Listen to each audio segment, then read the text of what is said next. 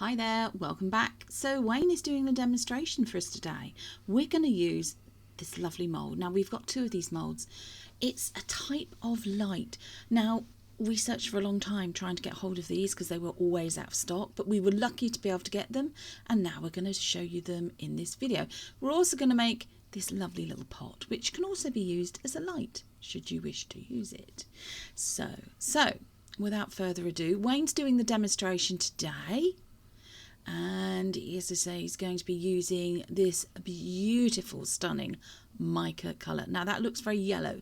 It is actually greeny coloured, and some very fine silver glitter.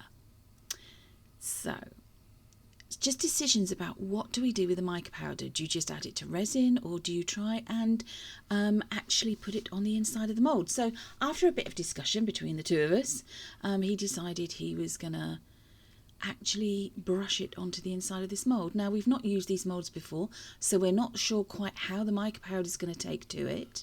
The mica powder and the moulds and the resin that we use, everything as wherever possible will be linked in the description box down below with suppliers where you can get it from.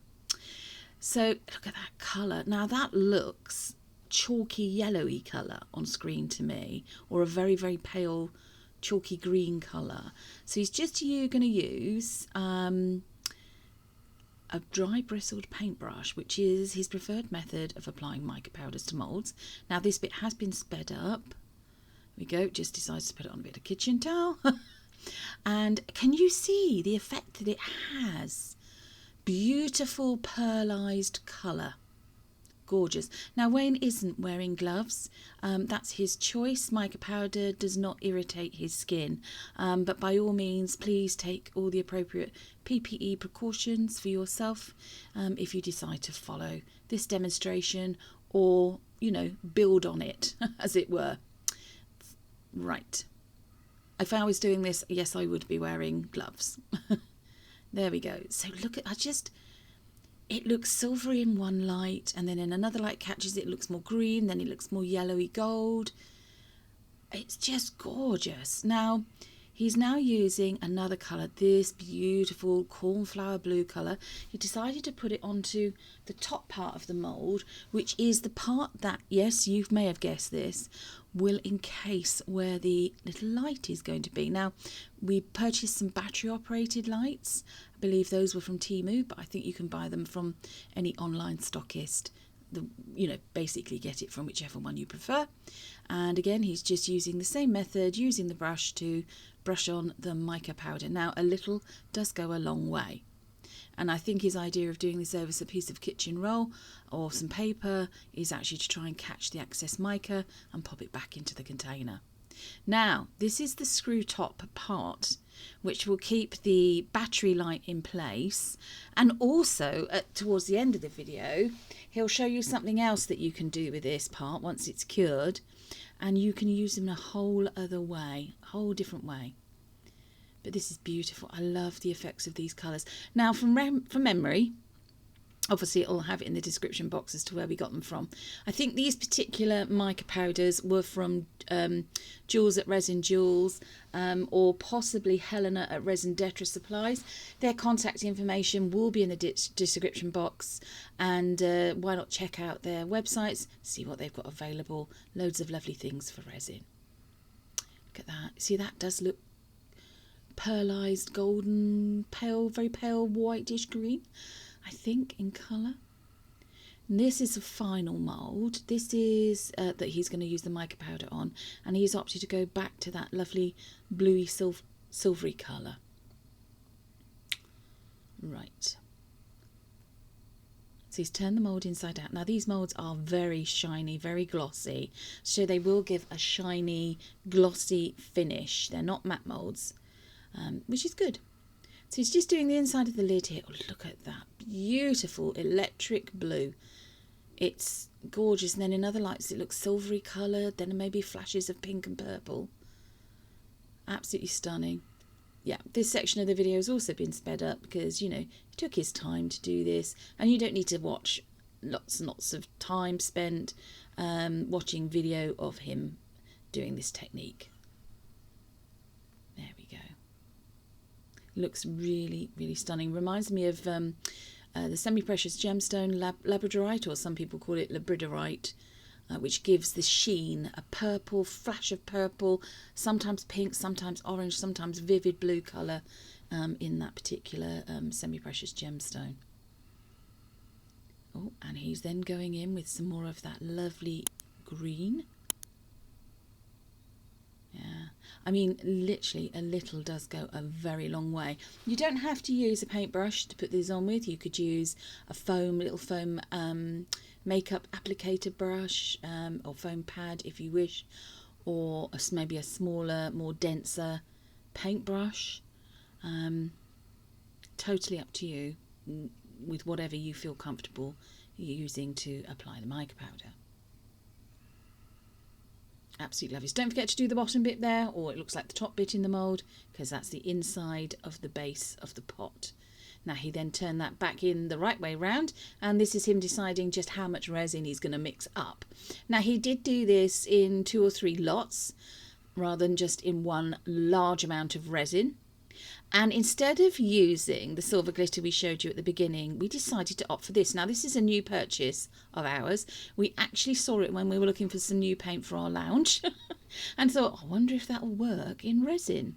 It's by Valspar. I'm sure other brands are available. We bought this from B&Q, or Home Depot, I think is referred to as, out in the States.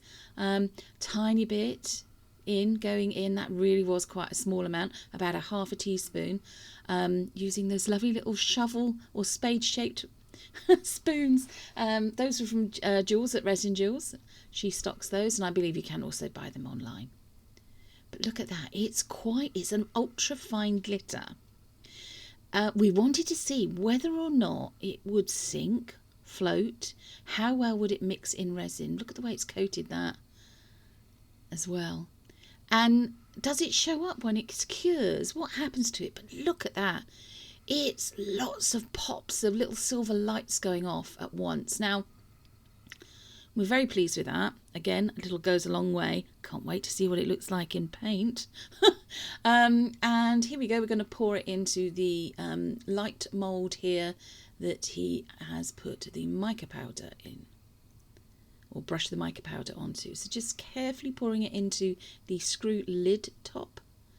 A little bit into the top first there, giving it a good squidge to make sure it fully coats all the walls of the inside of the mould so you don't get any air bubbles trapped. And then filling it up to the top, trying not to dome it, because obviously you don't want a domed finish to it. Look at all those bits of glitter. It's like lots of little fireworks going off.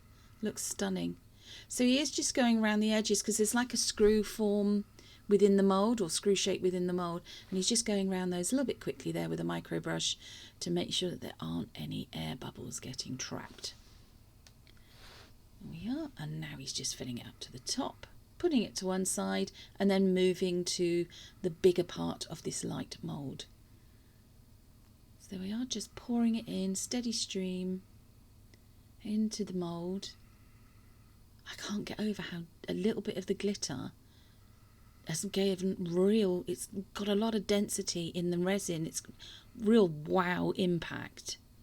They did it in silver gold and rose gold. They did it in 2 different sizes. Sorry, excuse me. We opted, because we're just trialling it out, we opted just to buy the smaller packets. They did cost about £6, but a little goes a long way.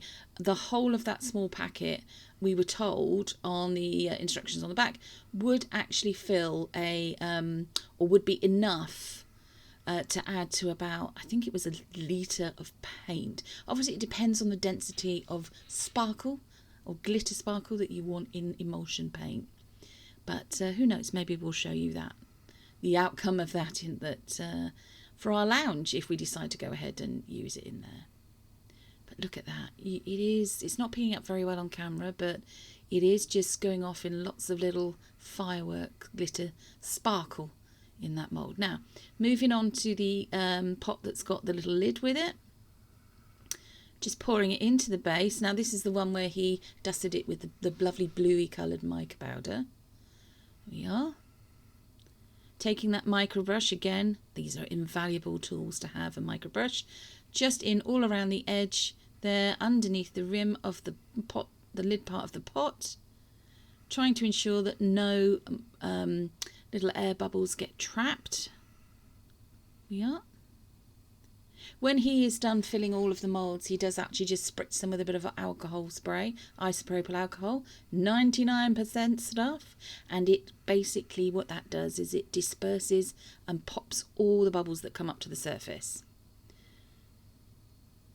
And now he's just going into the main part of the pot mould and pouring that. There we go. So the glitter at this point, from what I can see, doesn't look like it's sinking or floating. So keeping fingers crossed that that remains the case. There we go, looking absolutely beautiful. Appreciate, sorry, this shot shows you rather a lot of the beaker full of resin. It can be a bit challenging when you're getting engrossed in a project and what you're doing to remember that this isn't always aesthetically pleasing to the viewer. So please forgive us for that. Hopefully you're enjoying the video so far. Don't forget to give us a thumbs up, like, share, subscribe. If you are one of our subscribers and you're watching the video, thank you for watching the video. If you've joined us for the premiere and you're in the live chat, hi to everyone in the live chat. If you haven't subscribed and you've just found us because it's a YouTube recommendation, why not subscribe to our channel? We upload videos 3 times a week, Wednesdays, Fridays and Sundays at 5 PM UK time. So this is some more clear resin, because don't forget we've still got a light mould to fill up. He's added in a bit of the pale green glitter. He wanted to give it a tiny bit of colour. It did, although it made it look more like a dirty coloured resin than a greeny coloured. So we opted for a more vibrant green glitter. Look at how that is dispersing across the surface of the resin. Wow. So just mixed it in. Obviously that bit was sped up. Mix your resin carefully and steadily. Adding in a bit more glitter because it's still not quite there. You can never have too much glitter. And then just adding it, stirring it. Trying not to incorporate too many more additional bubbles. There we go. That is more or less what we want. There you are, as a bit of a close-up there. Can you see the way it's really almost slightly green in colour, and then you've got those little like firework pops of sparkle in it as well. Now Wayne's now going to add, or is adding, he's a lot more patient at doing this than I am. He's adding in silver foil. Now you could use green, and green you could use green if you have green. You could also use gold.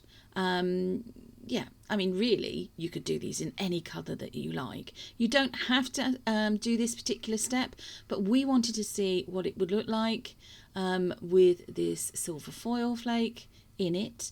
The challenge is always trying to get the silver foil in without getting it everywhere else, and then getting it to incorporate well enough into the resin, but without breaking it up too much. That was what we were going for here.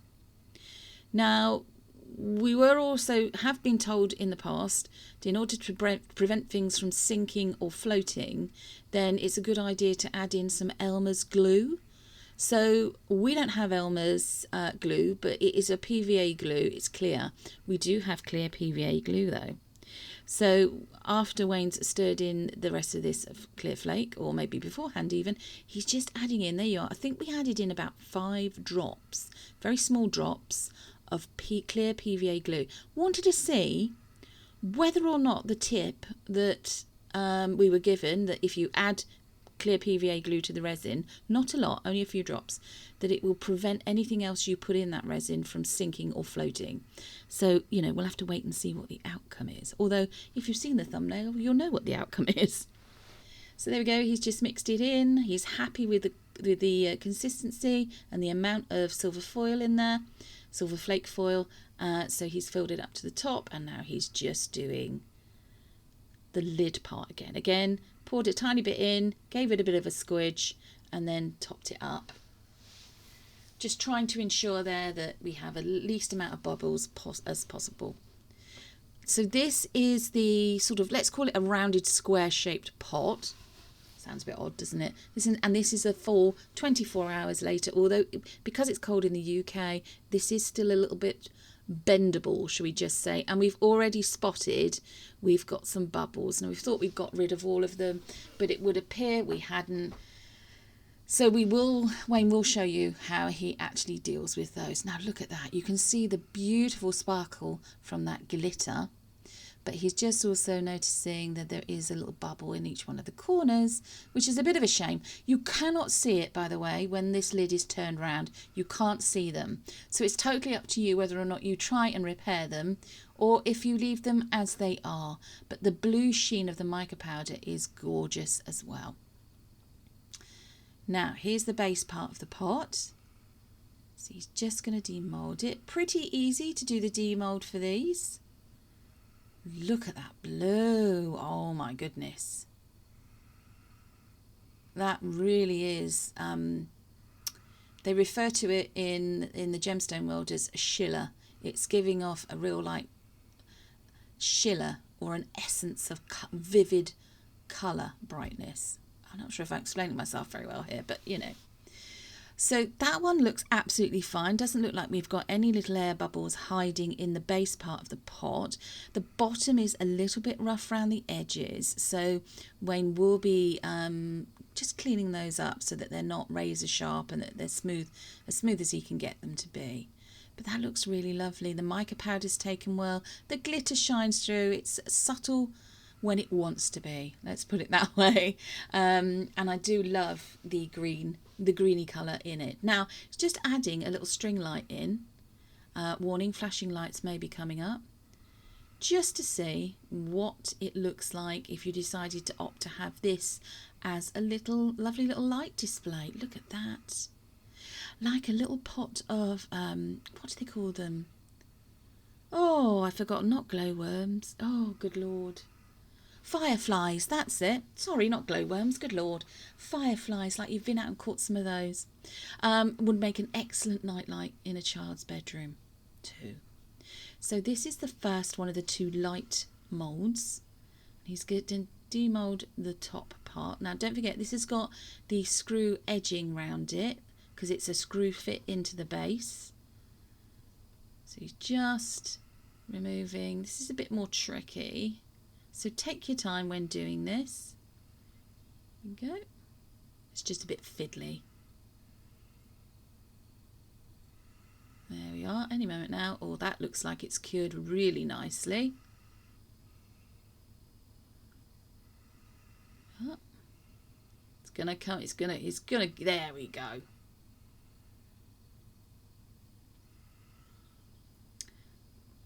Right. So that is the screw-in lid part of the mould. All will become clear very soon as to why you need that. But look at this. This is, I mean, it's a gorgeous colour.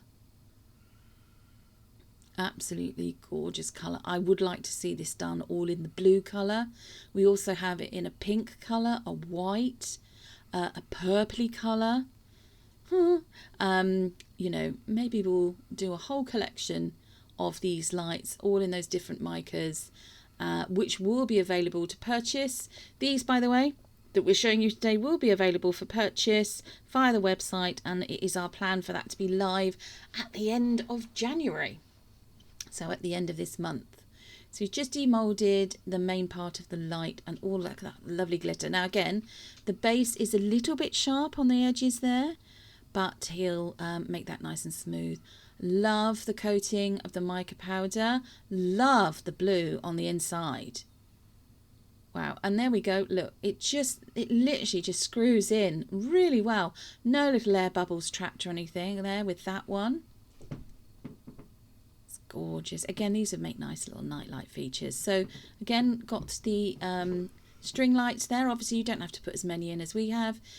He's just put the battery on, and then does the top screw down? Yes, it does. So it holds the battery in place, and you could have it just displayed anywhere, just like that, if you wanted to. It's lovely, nice warm glow. So this is the second one. This was the one with the clearish resin, should we just say, and the silver foil flake.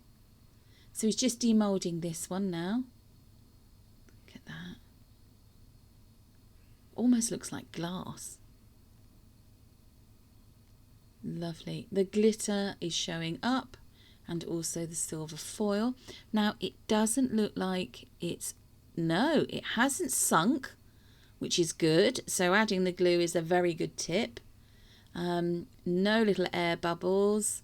That is really nice, that piece. Wouldn't this look lovely in chess pieces?